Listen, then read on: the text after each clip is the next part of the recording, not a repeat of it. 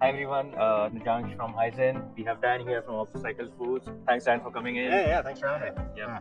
Tell us more about Upcycled Foods. What you're doing. So it's at Upcycled Foods, we are taking materials that are previously overlooked and undervalued, waste streams, byproduct streams, and we're identifying opportunities to create value-added ingredients from those. So we work with producers, processors, manufacturers around the world, and identify where there's opportunity that's being left off the table. So we do two main things as a business. One is we develop and commercialize and then sell ingredients that are made from these upcycled supply chains. And then the second thing is we have a services model where we partner upstream in the innovation process, help companies kind of bridge that gap between the food science and the commercial opportunity and try to take great ideas and turn them into great businesses. Any particular supply chain issues which you face which are from other days?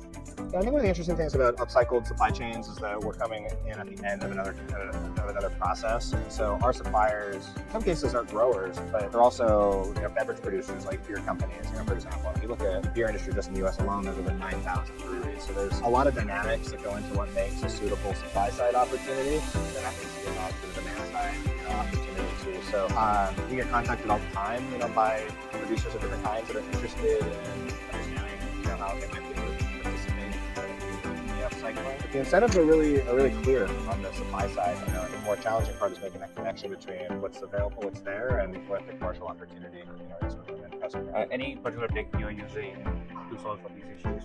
We're using a lot of different technologies. Nothing that's going to be surprising to anyone listening to this. We certainly have AI helping us automate certain aspects of what we do, but there's still a lot of human analysis that needs to go into doing this well.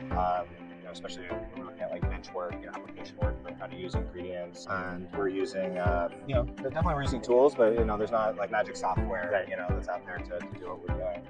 So what would that magic software look like if you were to give you a team of software engineers? Yeah, I think a really interesting software could be one that could connect the dots around that need state of the end customer and the supply opportunities. So doing something like scanning for where there's open RFPs from large food companies around if they're looking for new, more sustainable hydrocolloids or something like that, and then a short listing, where there's waste streams, that have those within them, and kind of helping create some of these more qualified connection points.